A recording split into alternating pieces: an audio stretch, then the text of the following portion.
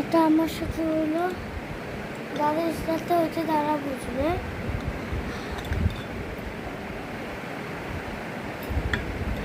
আমার বাড়িতে গোপাল আছে, তোমরা আমার ইউটিউব চ্যানেল খুললে পাবে গোপালটাকে, ফটো দিয়েছি, বা ইনস্টাগ্রাম পেজ খুললেও পাবে। আজকে আমি যখন গোপালকে শয়ন দিতে গেছিলাম, আমি তখন গোপালের বুকের মধ্যে কান রাখে এমনি ধরছিলাম। আমি হচ্ছে বুকে ধকধক আবার শুনতে পাইছি এবং হাত দিয়েও তাই পাইছি। আমি আমার হাত হয়ে গেছে।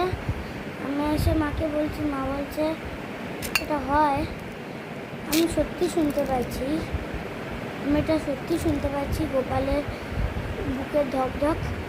আমি এখন বিশ্বাস করছি গোপালের জীবন আছে।